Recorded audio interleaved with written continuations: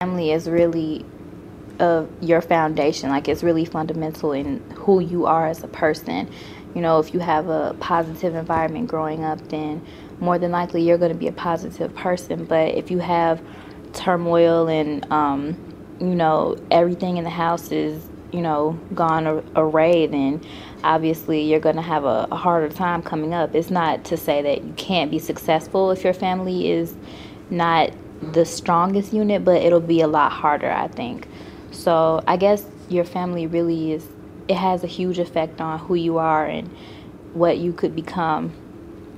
And I don't know, I couldn't imagine not having a strong family around you that love to kind of soften the blows that life has.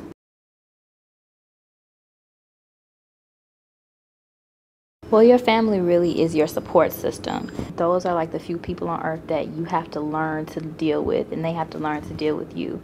And, you know, since you all know that you're not going anywhere, it's best to live in harmony than, you know, hate each other. My family, they forced me to become independent, and they forced me to kind of grow up and really be able to stand on my own. And I resented them for that for a long time, but I feel like I'm a very independent person. I know that I'm that way because of them. So I'm forever grateful to them. Even when we fight, or if they get on my nerves, or if they upset me, I know that at the end of the day, if I really, really need them and I don't have anybody else, I know that they will be there for me. So, and that kind of love is it's priceless. Like, you can't, there's nothing greater than family, in my opinion.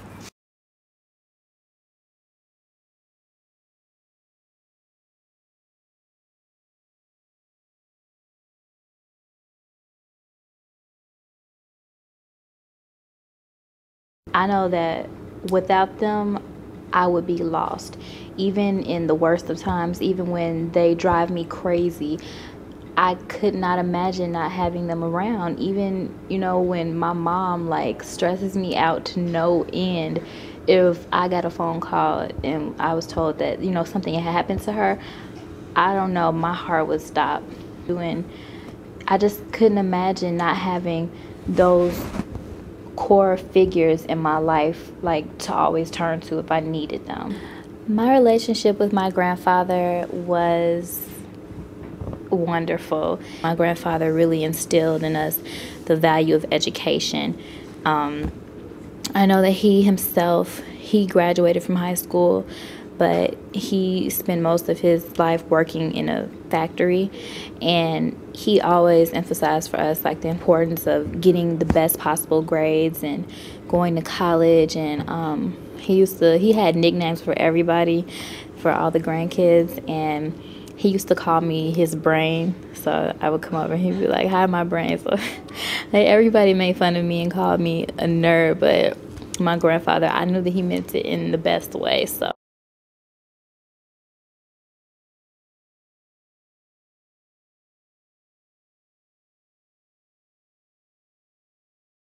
I'm one of those people who says it can never happen to me, until one day I was told that my grandfather went to the hospital, and he went to the hospital and he never came back out.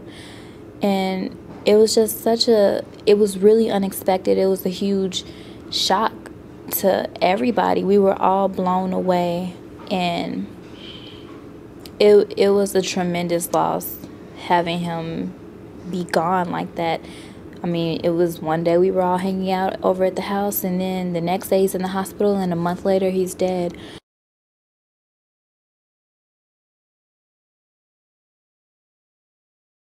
He missed my high school graduation. I'm the nerd of the family, so he really invested a lot in my education, and he cared a lot about it, and I know that it would have meant a lot for him to be there. Poetry is, you know, a special love of mine. Writing has always been such a passion of mine.